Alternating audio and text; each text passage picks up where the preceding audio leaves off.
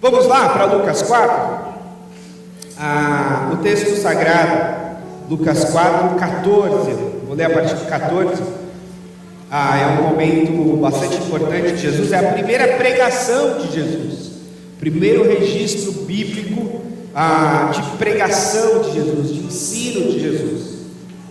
E o texto bíblico diz assim: Jesus voltou para a Galileia no poder do Espírito Santo, e por toda aquela região se espalhou a sua fama. Ensinava nas sinagogas e todos o elogiavam. Ele foi a Nazaré, onde havia sido criado. No dia de sábado, entrou na sinagoga, como era o seu costume. Levantou-se para ler, e foi entregue o livro do profeta Isaías.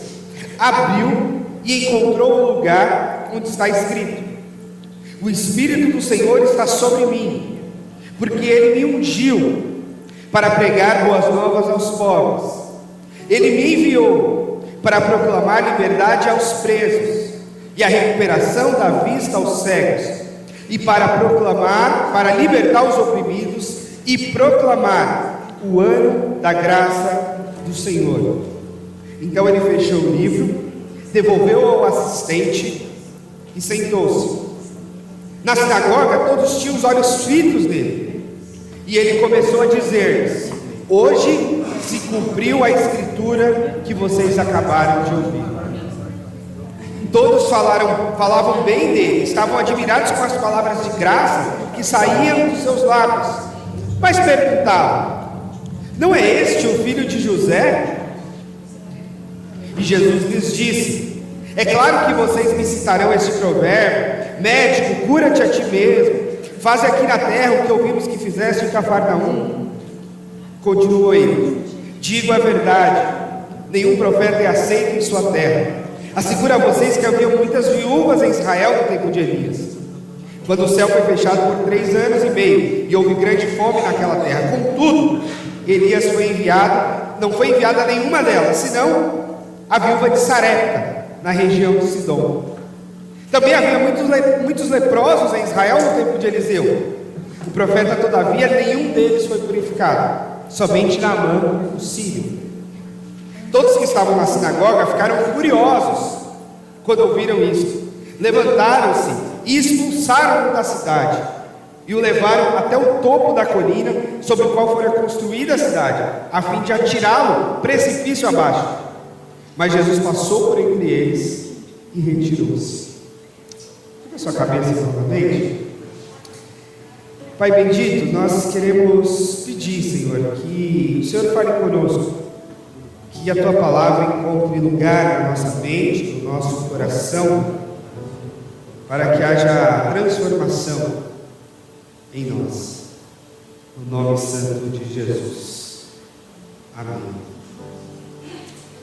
Hoje eu começo uma nova série, e essa nova série chama-se Valores Cristãos.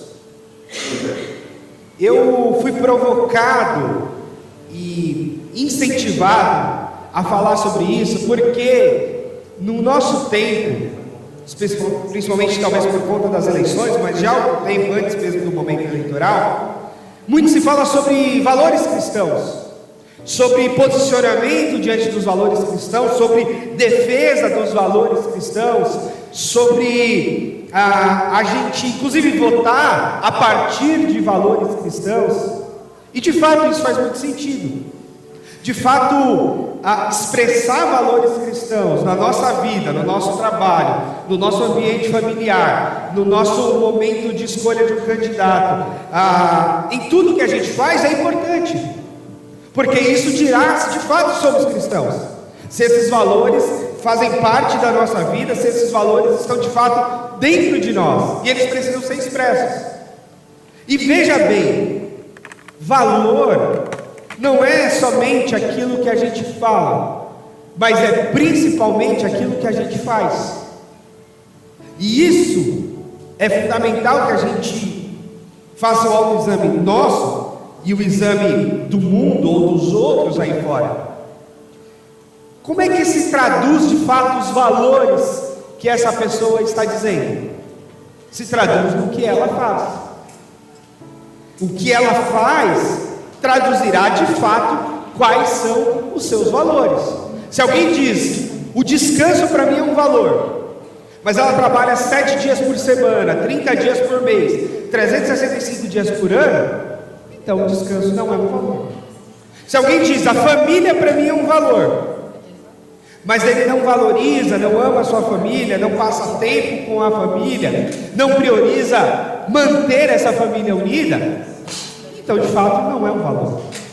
Se alguém diz, a vida para mim é um valor, mas ele mata alguém, ou deseja a morte de alguém, ora, então a vida não é um valor. Então o valor se traduz naquilo que efetivamente a gente faz. Agora, é verdade também que nós podemos e devemos hierarquizar valores. Na ética, e especialmente na ética cristã, houve um tempo que eu fui professor de seminário dessa disciplina, eu ensinei aos meus alunos o valor hierárquico da ética. Porque o desafio ético, ele não se põe entre o certo e o errado. Entre o certo e o errado, a gente só precisa da coragem de fazer o certo. Então isso não é um desafio ético, é simplesmente eu tomar coragem de tomar a escolha certa. Agora o desafio ético é entre o errado e o errado. E aí diante do errado e do errado, a gente tem que estabelecer valores. O que é mais importante? E eu uso como exemplo, por exemplo, aquela mulher prostituta, Raabe, que esconde os espias israelenses dentro da sua casa e mente. E aí a gente pode pensar, essa mulher mentiu, e mentir é pecado. Quer dizer, é verdade, mentir é pecado. Só que naquele momento, ela estava entre dois pecados. Ou ela mentia e preservava a vida das pessoas, ou ela dizia a verdade e aqueles homens seriam mortos. Nesse momento de desafio ético, precisa valorizar. O que é mais importante? Dizer a verdade ou preservar a vida? Aí precisa fazer uma escolha. Se a verdade é mais importante, então você fala a verdade e deixa os caras morrerem. Se a vida é mais importante, você abre mão da verdade, você conta uma mentira e preserva a vida. Então os desafios éticos e os valores éticos precisam de hierarquia, inclusive. Porque em alguns momentos a gente vai estar entre o errado e o errado. Ou em alguns momentos os nossos valores estarão em questão e a gente vai precisar fazer uma escolha. E aí a gente precisa da hierarquia disso. E um dos jeitos de perceber a hierarquia cristã dos valores é olhar para a vida de Jesus e o que Jesus fez ou o que Jesus não fez. E olhar o que Jesus falou e o que Jesus não falou. E desse princípio, cabe-nos entender que aquilo que Jesus falou, me parece que tem um valor muito maior do que aqueles assuntos dos quais Jesus não falou. Aquilo que Jesus falou mais vezes e mais insistentemente, podemos discernir que tem mais valor do que aquilo que Jesus falou apenas uma vez. E aquilo que Jesus falou na sua primeira pregação, penso eu, tem muito valor. Porque quando ele foi se apresentar ao mundo, já com 30 anos, depois de ter sido batizado por João Batista, depois de ter ficado 40 dias no deserto, em jejum e oração, o que ele escolheu falar naquele momento, não foi uma escolha aleatória, não foi uma escolha à toa. Eu não acredito que ele abriu qualquer livro da sinagoga à toa e de repente leu esse texto. Não, eu acredito que ele escolheu esse texto. Que ele pegou, escolheu, leu o profeta Isaías. Haviam rolos de todo o Antigo Testamento nas sinagogas. E ele escolheu esse texto como a sua apresentação ao mundo, como a sua primeira pregação, como aquilo que alguns teólogos chamam da própria declaração de missão de Jesus. Quando Jesus quis se apresentar, ele se apresentou dessa forma. E aí como é que ele se apresenta? Bom, ele se apresenta na sinagoga no sábado, como todo judeu que frequentava a sinagoga aos sábados. Ele escolhe o livro do profeta Isaías, diz que foi lhe entregue, ele encontra o lugar, ou seja, ele vai para o texto específico de Isaías, e aí ele diz: o Espírito do Senhor está sobre mim, ele me ungiu. Então a primeira coisa, esse ungido do Senhor, esse escolhido de Deus tão esperado, que em alguns momentos foi figurado pelos reis de Israel, que eram ungidos reis, ou por alguns profetas que foram ungidos profetas, mas o ungido do Senhor, esse escolhido de Deus, que vai ser rei, que vai ser profeta, que vai ser Senhor sobre tudo e sobre todos, é Jesus. Então a primeira coisa que deve nos caber na nossa mente: quem é o ungido do Senhor? Jesus. Jesus é o ungido do Senhor. Então essa coisa, não toqueis no ungido do Senhor, de corporativismo pastoral, para pastor querer ser intocável, isso não cola. Pastor merece respeito como todas as outras pessoas merecem respeito, mas o ungido do Senhor mesmo, aquele ungido que a gente sabe que não vai pisar na bola, aquele ungido que não vai falhar, aquele ungido que não vai beijar a gente na mão, esse ungido do Senhor é Jesus. Esse é o ungido do Senhor. E ele diz: o Espírito do Senhor está sobre mim, ele me ungiu, ele pôs a sua mão sobre mim, ele me escolheu, ele me enviou, aliás. Em primeiro lugar, para pregar boas novas aos pobres. Para que Deus enviou Jesus? Para que Deus ungiu Jesus? Para que Jesus encarnou nesse mundo? O primeiro ponto da mensagem de Jesus: ele me enviou para pregar boas novas aos pobres. E esse pobres pode ser entendido de duas formas, e eu acredito que uma coisa não exclui a outra. Ele pode ser entendido como o pobre de espírito, que muitas vezes é traduzido como uma pessoa humilde. E a gente sabe que humilde pode ser um silogismo para a gente falar do pobre, essa pessoa que é humilde. Eu vi esses dias um cara falar, usando humildade para falar até de beleza. Essa pessoa não é feia, ela é humilde, esteticamente falando. É feio mesmo, mas tudo bem, está sendo educadinho. Mas ele pode ser no sentido humilde de postura, humilde de coração. Aliás, uma virtude cristã importante, um valor cristão importante é a humildade.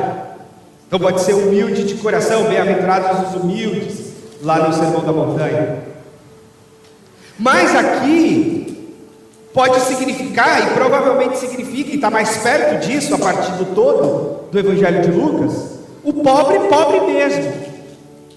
Porque imagina, se hoje em dia nós já vivemos classismo na sociedade, se hoje em dia a gente já vive uma busca de separação entre ricos e pobres, preconceitos e etc., de classe social, imagine naquela época, em que você tem um povo dominante, que é o romano, o Império Romano, o cidadão romano, que é o cidadão de primeira classe e dominador ali, e você tem os judeus que já são cidadãos de segunda classe, e já não é cidadão pleno, né? A gente vai ver essa diferença, que o apóstolo Paulo era um cidadão romano, então ele teve a oportunidade de ter julgamento diante de César, né? Ele teve uma série de prerrogativas que Jesus, por exemplo, não teve. Jesus não pôde apelar para César no seu julgamento, porque ele não era um cidadão romano. Então, o judeu, ele já era uma sub-raça dentro daquela realidade do império, um subcidadão. Eu percebi isso agora em Dubai. Chique, né, dizer para Dubai, mas eu fui a trabalho lá, pessoal. E é interessante porque Dubai é uma cidade construída no meio do deserto, muito nova, muito rica, muito tecnológica, né?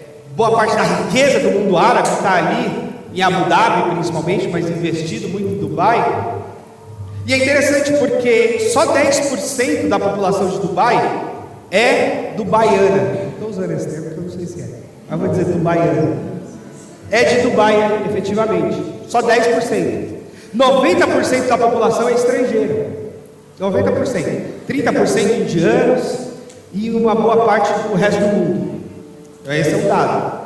E aí, lá é uma ditadura, né?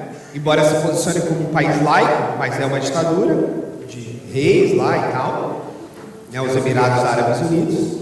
E só é cidadão pleno essa tribo dos 10%. O guia que nos atendeu era um egípcio.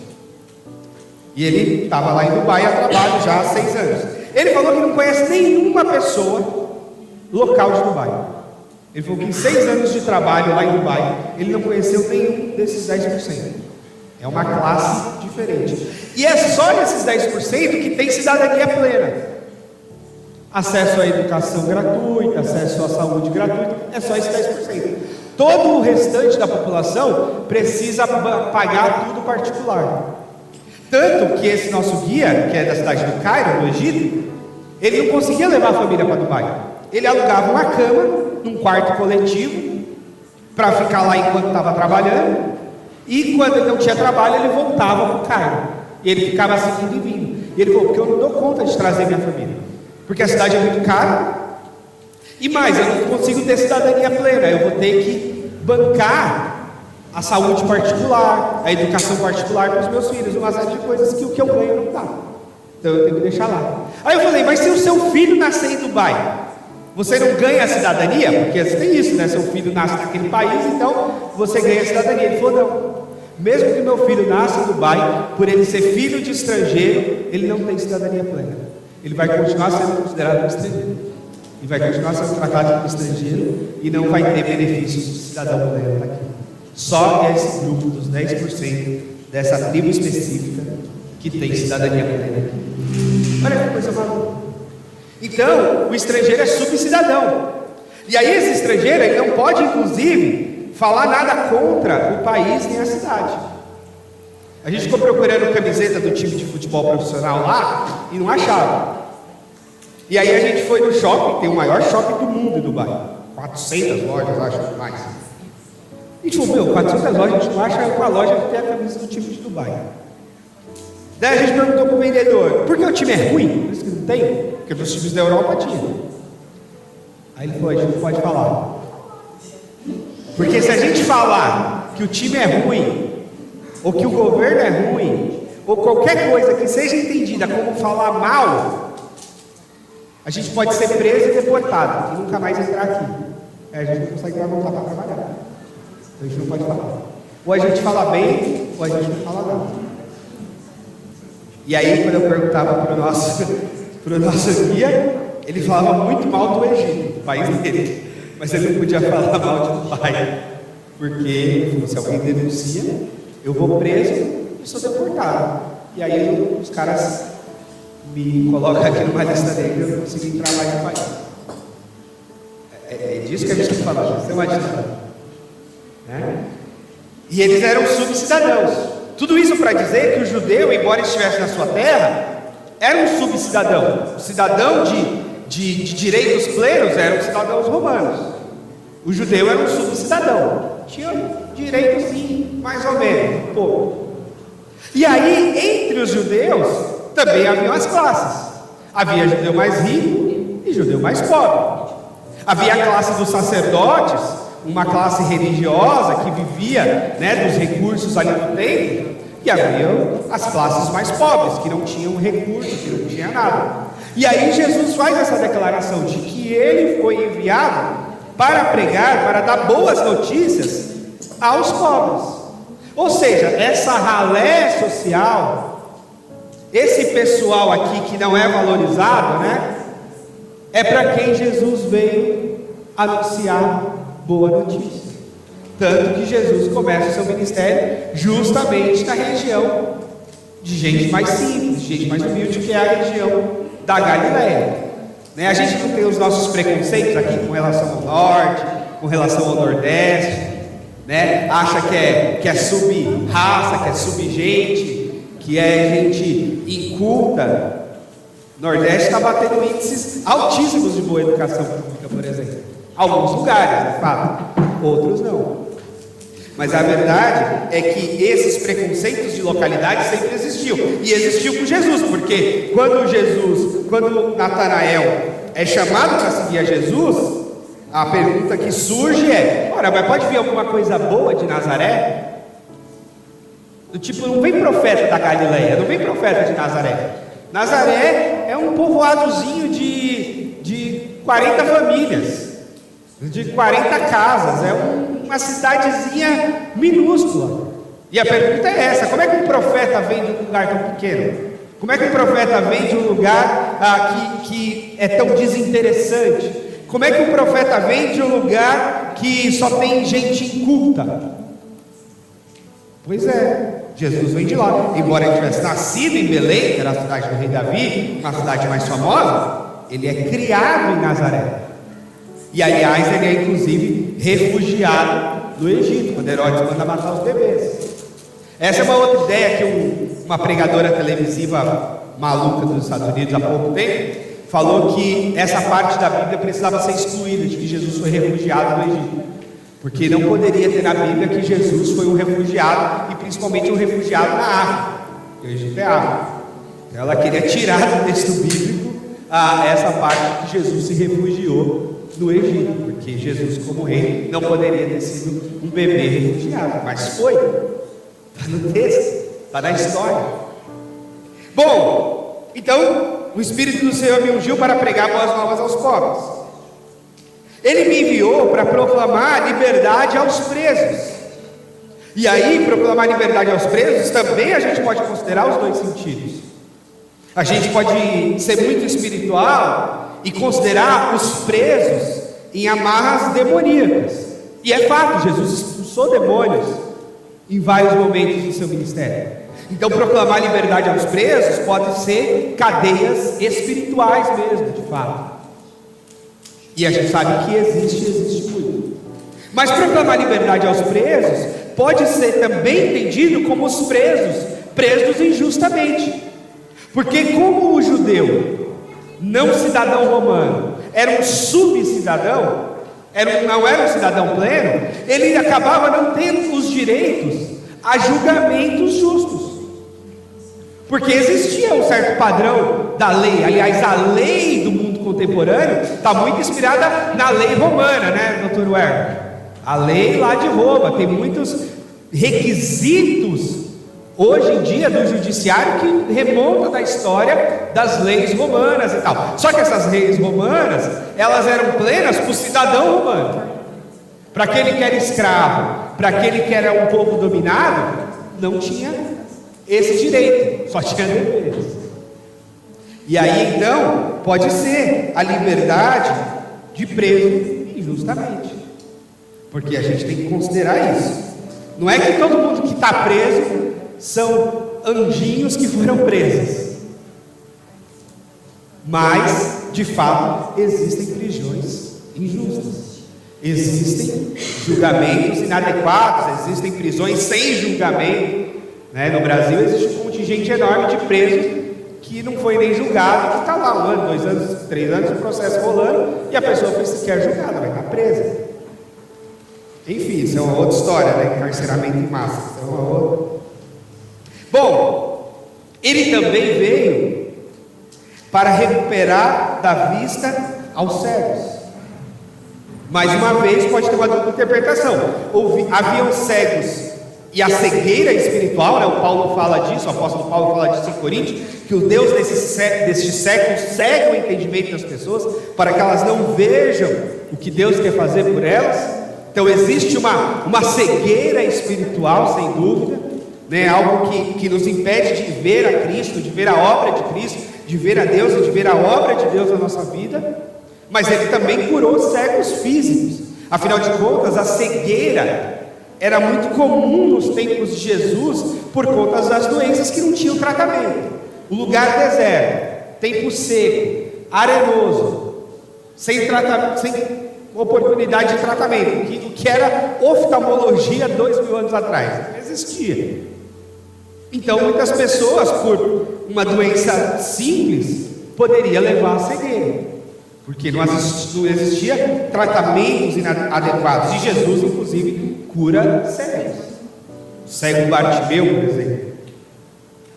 Mas também, além de recuperar da vista os cegos, ele também foi enviado para libertar os oprimidos. Mais uma vez o tema da libertação, das duas formas, porque há oprimidos espirituais, oprimidos por demônios, mas há oprimidos sociais, oprimidos pelo Império Romano, oprimidos pela religião, inclusive. A religião, nos tempos de Jesus, era um tipo de opressão. Ele questionou e enfrentou muito os fariseus, por exemplo, porque eram tidos como religiosos fundamentalistas e que acabavam por oferecer maiores problemas no acesso a Deus do que soluções para o acesso a Deus. Então eles acabavam oprimindo o povo em nome da sua fé e da sua religião. E por fim, a proclamar o ano da graça do Senhor. Esse ano da graça do Senhor é a ideia do jubileu, é a ideia daquele ano onde as dívidas são perdoadas, é a ideia daquele momento onde os terrenos, as propriedades voltam para suas famílias de origem, é a ideia daquele ano onde os escravos são libertos, e isso era uma constante no Israel antigo. Por quê? Porque isso estava previsto na lei, lá em Levítico. Lá em Levítico tinha essa proposta, essa lei, de que as pessoas precisavam ser libertas de tempos em tempos. Os terrenos, as propriedades precisavam voltar para suas famílias de tempos em tempos. Mas, como muita coisa na história, as leis muitas vezes são esquecidas, são deturpadas, são aviltadas, e essa lei não estava mais valendo, não estava mais na prática. Olha só, eu quero te convidar só para essa leitura rápida, lá em Levítico 25:8 de Levítico. Levítico é um livro chato para ler, porque tem uma série de cerimônias e tal, mas tem esse dado bastante importante. Olha só, Levítico 25:8, sobre o ano do jubileu.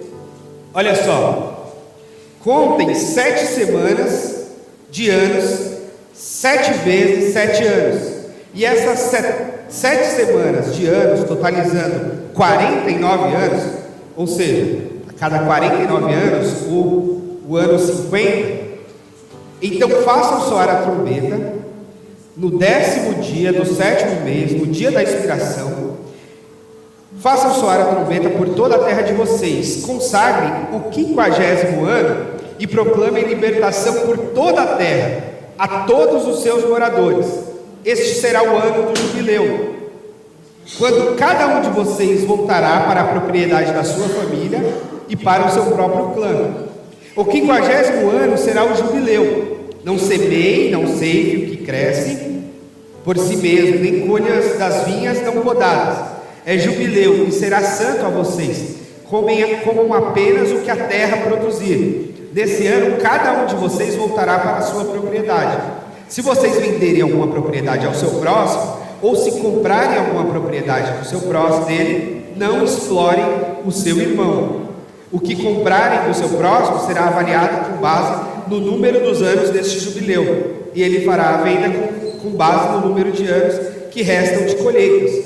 Quando os anos forem números, vocês poderão aumentar o preço.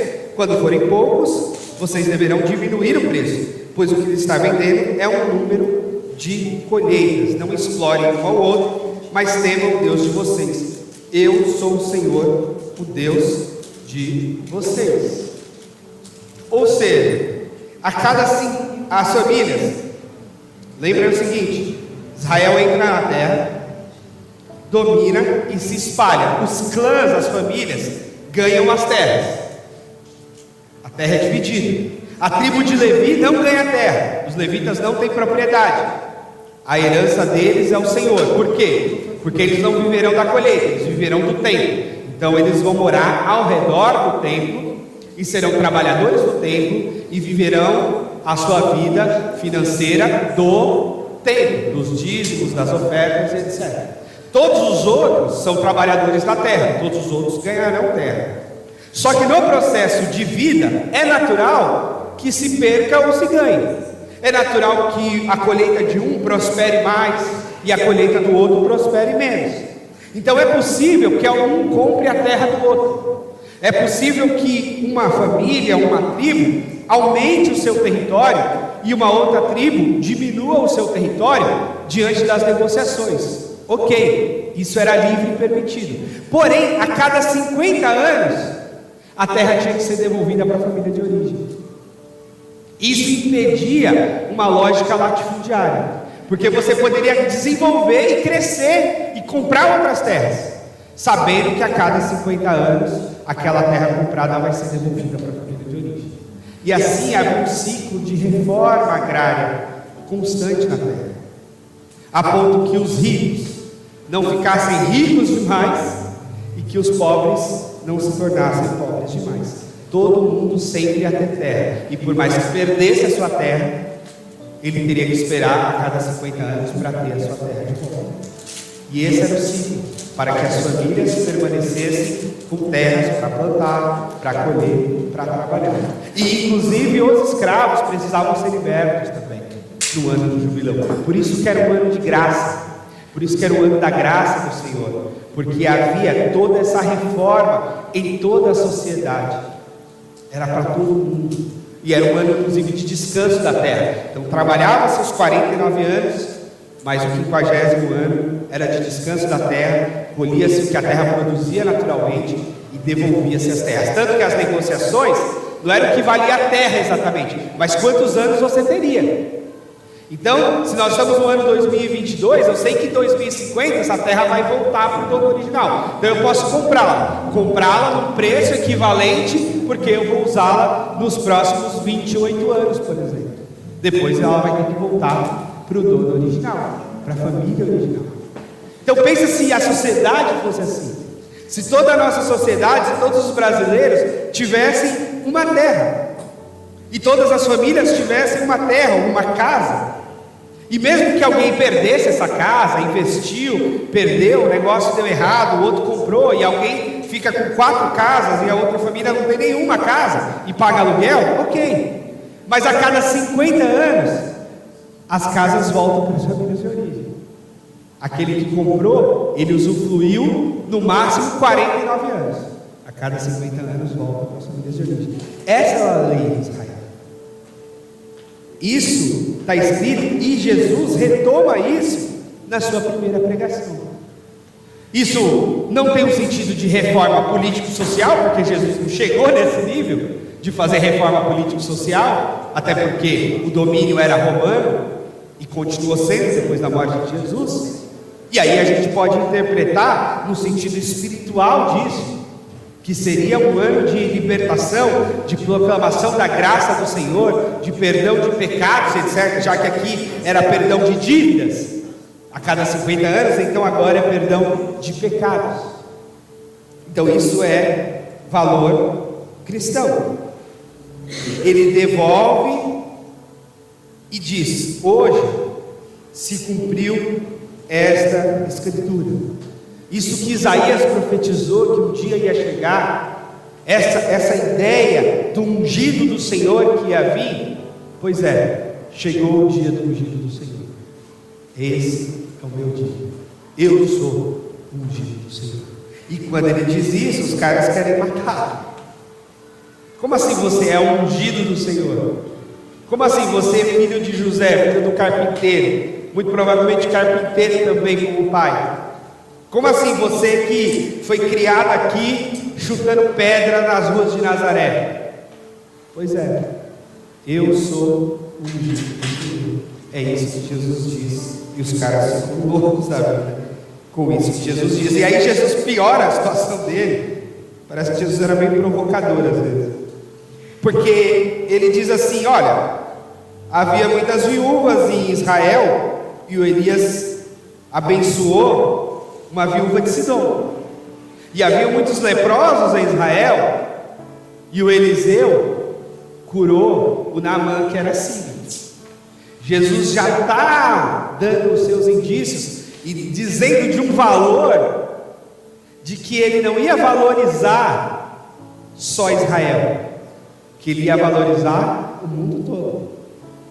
de que ele era ungido do Senhor, e não era ungido do Senhor para Israel, ele era ungido do Senhor a partir de Israel, mas para o mundo todo. E ele usa esses exemplos do Antigo Testamento para dizer: olha, Deus já vinha dando sinais que ele abençoaria o mundo todo. A viúva lá de Sidom, o leproso lá da Síria, e por aí vai. Em Abraão seriam benditas todas as famílias da terra. Então o plano de Deus sempre foi universal, sendo que ele queria usar Israel para levar esse plano de forma universal. Assim como no Novo Testamento, Deus quer usar a igreja para levar o seu plano universal adiante. E aí sim, o plano universal da igreja não pode ser do plano universal de Jesus.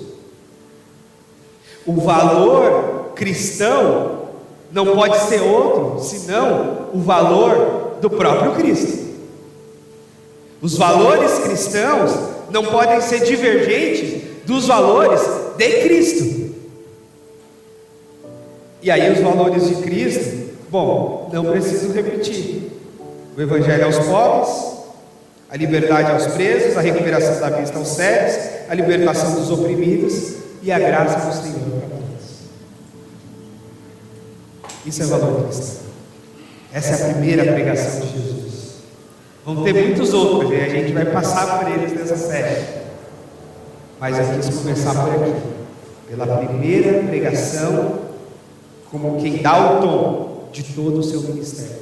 De fato, se você lê os evangelhos, eu te convido a fazer isso, leia os evangelhos e vai identificando nos evangelhos a ação de Jesus diante daquilo que ele mesmo pregou. Quantas pessoas ele liberta, quantas pessoas ele cura, quantos pobres andam com ele, quanta liberdade ele promove e quanta graça de Deus é derramada nas suas palavras, nas suas atitudes. Então essa declaração de missão de Jesus segue adiante com ele. E a nós? O que fazemos aqui, no hoje, século 21, igreja em São Paulo, no Brasil?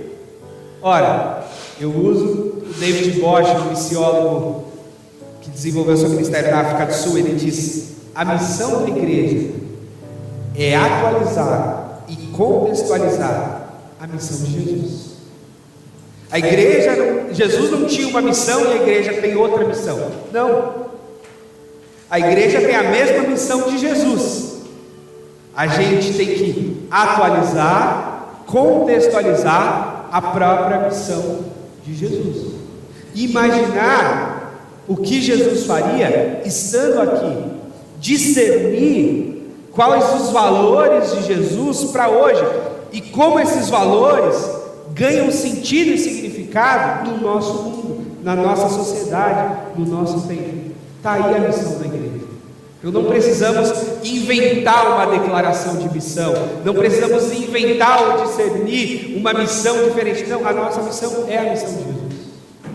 Isso chama-se Missio Dei, envolver-se na missão de Deus. Nossa missão é dar continuidade, levar adiante a missão de Jesus como discípulos dele. E eu quero orar para que Deus nos ajude, para que esse Espírito que ungiu Jesus nos unja também para que a gente siga adiante nessa missão, que não será possível pelas nossas próprias forças, mas será possível pela unção do Espírito do Senhor. E é isso que acontece depois lá no Pentecostes, lá em Atos, o Espírito de Deus derramado. E aí esse Espírito que unge Jesus agora unge a igreja de Jesus, para que ela siga. E aí nesse sentido, se Jesus é esse especial ungido, a partir de Atos, a partir do Pentecostes, a partir da conversão, todos nós somos ungidos. Agora todos nós somos ungidos do Senhor, para levar adiante a missão dele, até os confins da terra. Você pode ficar de pé?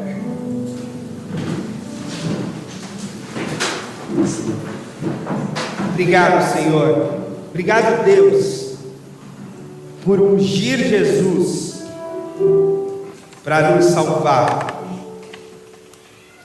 E obrigado, Jesus, por nos convidar e nos ungir também por meio do seu Santo Espírito, para que a tua missão continue indo adiante, para que nós também levemos as boas notícias aos pobres, para que nós também possamos libertar os oprimidos, para que nós também possamos oferecer vista aos cegos, aos cegados, para que nós também possamos anunciar esse ano, esse tempo de graça do Senhor, esse jubileu espiritual, do qual celebra o perdão e a graça sobre todos nós. É o que eu te peço e te agradeço, Pai. Em nome do próprio Jesus, a quem nós adoramos.